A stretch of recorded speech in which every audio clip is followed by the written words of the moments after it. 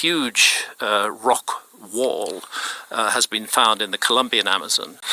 It's literally an 8-kilometer Sistine Chapel in the Colombian Amazon. That's the other thing. I mentioned there's not a lot of rock in the Amazon. Where there is rock, they used it. There's rock paintings all over the Amazon where rock is available.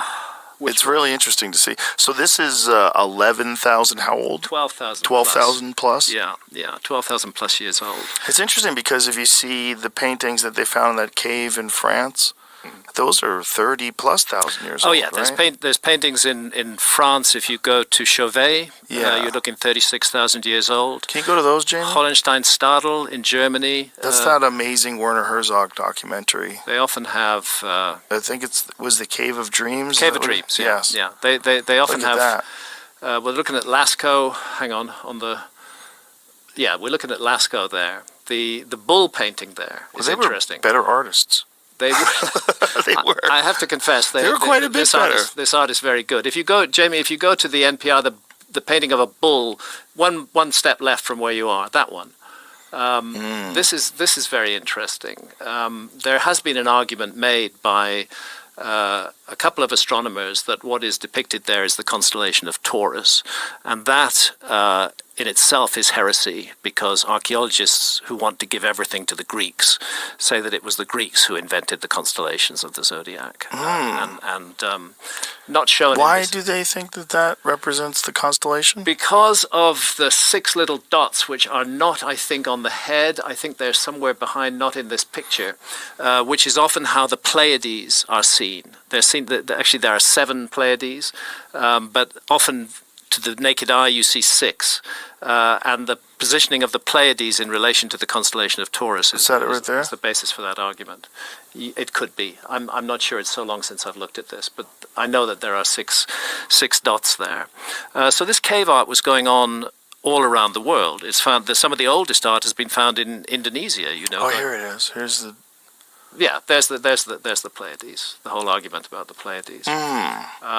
It's those dots, exactly the ones you pointed to above the back of the bull. 1, 2, 3, 4, 5, 6. That is how the Pleiades are often seen with the naked eye. Can you go back to the other image? Yeah, there. Wow. You know, that. It's an argument. It's not accepted by mainstream archaeology because of their narrative, which is that the discovery of the constellations of the zodiac is given to the Greeks or perhaps to the Mesopotamians before the Greeks. It's not thought that any human culture could have noticed the constellations of the zodiac before that, and that's really absurd because the constellations of the zodiac are on the path of the sun. The sun rises against the background of a different constellation every month. And how would the ancients have missed that, especially since the skies were an ever-present phenomenon to them in a way that they are not to us. Right. We're cut off from the skies by light pollution, but the ancients were not. What a fascinating concept that they knew about the constellations 30-plus thousand years ago. Yeah, and I believe they did. And we see that again in Göbekli Tepe, in Pillar 43 and Enclosure D. You see a constellation that we recognize as Sagittarius. Brian and I were talking about one of the ancient versions of human beings, and I sent him this the other day because I read this article that I thought was amazing, where it was talking about they found wooden structures that were 500,000 years old. That's right. Yeah, so I'll send you this, Jamie. You sent that to me as well. Yes, I did, yeah. This is very wild, right? Because that's, what is that species? 500,000 years ago is pre-anatomically modern humans. Right. The earliest example of anatomically modern humans so far found is about 300,000 years, and that's from Morocco. But there's a new thinking going on now. What about the Neanderthals, who we know that anatomically modern humans interbred with? Maybe the Neanderthals are just another anatomically modern human form. Maybe they're not. They're not a different species. They're Homo neanderthalensis as opposed to Homo sapiens.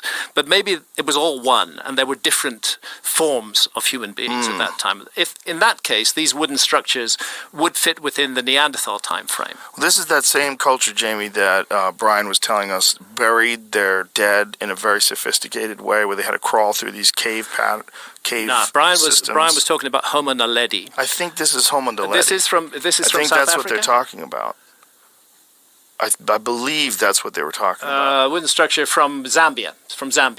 Homo naledi is in South Africa, and it is fascinating. And Lee Berger, who I mentioned to you, A species similar to Homo naledi. Yeah. Homo. How do you say that word? Homo naledi. No, the other one. Homo Heidelbergensis. Heidelberg. Some remains found near Heidelberg in Germany. So this is what it says. We don't know exactly what species made the structure, but Homo, how do you say it again? Homo Heidelbergensis. Heidelbergensis, or a species similar to Homo naledi. Might be candidates. Yeah. Yes. Interesting. So Homo naledi is interesting. That's the result of a National Geographic explorer in residence called Lee Berger. And he, as you discussed with Brian, we won't go over it again, but he found evidence of deliberate burial in a very complicated, difficult cave system, which you can hardly access. Of course, immediately this was published, and it was published in a Netflix documentary. The archaeological establishment descended on him like a ton of bricks and tried to find all kinds of reasons why it couldn't possibly be deliberate burial. Whereas I think it would be much more interesting if archaeology tried to, first of all, look at all kinds of reasons why it could be deliberate burial, because that opens many doors, whereas saying, no, it's impossible, just closes all the doors. Well, what are the alternative explanations for why they had mass burial sites inside of a cave? They fell there.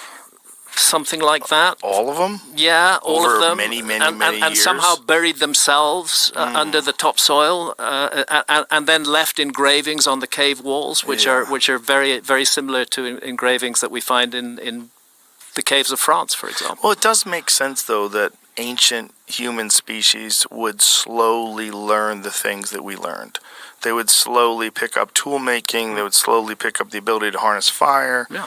And that as time went on, as the species became more sophisticated and more advanced, as it evolved, it would just refine those methods. Yeah, that does make sense. The question is, when did it happen? This is why I sometimes wear a T-shirt, and I did on the last show with you, which says stuff just keeps on getting older. Yes. And a lot of people don't understand what I mean by that. But what I mean by it is that archaeological discoveries are constantly pushing horizons back, but not considering the implications of that. It wasn't so long ago that anatomically modern humans were thought to be just 50,000 years old.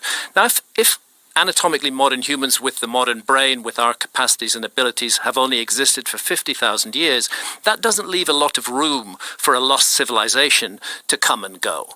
But then we find 196,000 years ago from Ethiopia, and then more recently 300,000 years ago from Morocco. And suddenly the expanses of time that have not been investigated, in which a civilization could have risen and fallen, become much greater. And that's why it's important that stuff just keeps on getting older.